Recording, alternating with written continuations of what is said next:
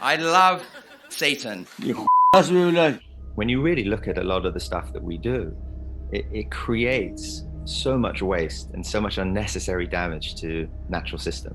Дэвид Ротшильд начал свой путь в изучении проблемы пластика, когда побывал в Тихом океане на своей пластиковой яхте и увидел масштабы загрязнения океана пластиковыми отходами.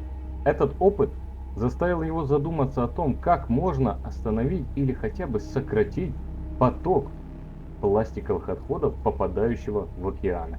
Ну, знаешь, как бывает. Если долго смотреть в бездну, она начинает смотреть в тебя. When you tap in what is nature, the first thing that comes up as nature is Satan's church. It's kind of like, what? You know, and I didn't even like Photoshop that or anything. I couldn't even make that up. I like the fact that it's like nature is Island Tropical Gourmet makes it into there as well. But it's like nature is Satan's church. So I want to use this opportunity to say, if this is Satan's church, I am a devil worshipper. I will do it now. I love Satan. Look at this. I mean, you know, it's like, come on, let's get real about this. We don't hate nature, but we're waging a war against it. Да, ха-ха-ха. А вот пластиковое дерьмо как раз-таки уничтожает вот эти вот прекрасные леса с ускоренными темпами. Species loss, undeniable. You know, lack of fresh drinking water, undeniable. You know, urbanization, undeniable. I mean, these are things that we as individuals are all part of. We're all contributing to. No matter how good we are, we're all part of a system that was built when we thought we had cheap fuel and infinite resources. And we're now caught up with ourselves. We're like this, you know, we walk around the world thinking we could just consume, and then we've suddenly bumped into ourselves. В основе же уничтожения человека человеком лежит система капитализма, которая в своей высшей стадии создает общество одноразовых товаров. Она превращает все в товар. Отношения между людьми, взаимопонимание, любовь, все становится товаром. Все измеряется деньгами.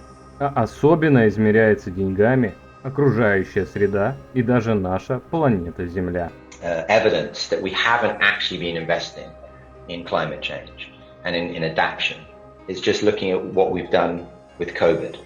And so the world rallied. You know, we've stuck trillions of dollars into the system.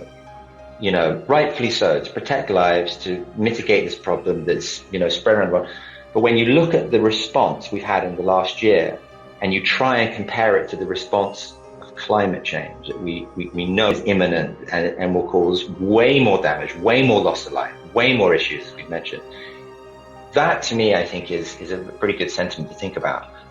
We're not mobilizing at that speed. We're not investing the kind of money that we've just invested, you know, not even fractionally close. Наша Земля стала находиться на грани физического существования. Потому в среднесрочной перспективе капитализма на этой Земле быть не должно. Только вот не будет его вместе с людьми. You know, if you go back from an evolutionary standpoint, we are still hunter-gatherers. You know, we don't maybe hunt and gather, and we don't use maybe, you know, we don't just gather maybe sticks and stones anymore. We gather stocks and likes and, you know, and things that, you know, maybe don't serve us, but yet it's in our DNA. So maybe that's part of the problem. Или люди будут, но не будет капитализма, а будет что-то другое. Новая модель взаимоотношений между людьми. Ведь капитализм воспитывает в нас привычки, которые пагубно сказываются не только на нашем здоровье, но на здоровье всего окружающего нашего мира. И самое тяжелое для всех нас – отпустить эти привычки, изменить себя и изменить мир вокруг себя. And it's when I really get down to it, a big part of it, I think, comes down to that sometimes we're just incapable of learning, you know, to let go of the habits. We just have to, you know, we put so much emphasis on learning, but at some point we have to unlearn to relearn a new way. You know, we can't keep using the same models and methodologies to get us out of the problems that we find ourselves in today. We have to find new methods, new methodologies, and have a new mindset. Да, кризис капитализма усугубляется громадным количеством мусора на планете Земля. И поэтому у мировой закулисы остается крайне мало времени на то, чтобы решить эту страшную серьезную проблему перенасыщения мусором всей планеты Земля. Ведь если за ближайшие 20-30 лет эта проблема не будет решена, то при изменении климата, который неизбежен, который является циклом, частью циклов, которые испытывает наша Земля, как и наш человеческий организм, нас может поджидать страшная беда в виде цунами, больших потопов и прочего. Этот сценарий плох, поэтому такие чуваки, как Дэвид Ротшильд и его сторонники пытаются как-то это изменить. Хотя у них пока что не очень это получается.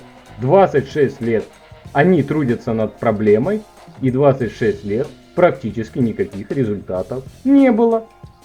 До момента 2020 года, когда всех посадили на домашний, так сказать, концлагерь, надели всем масочки, а сейчас в определенной части мира вместо масочек вручили касочки. Поэтому какие-то большие изменения очень-очень близко. Arguing about what's the right way for another 20-30 years, when you've seen a transition and you've seen statements from automotive makers saying we're going to go, fully electrified by this date, that suddenly pushes, the leadership's there, that suddenly pushes infrastructure investment. So I do think we need to find trust in a new system. We need to find narratives that actually people understand. Что ты изобретаешь новую модель-то? Бери мою модель, она хорошо работает. Диктатура пролетариата.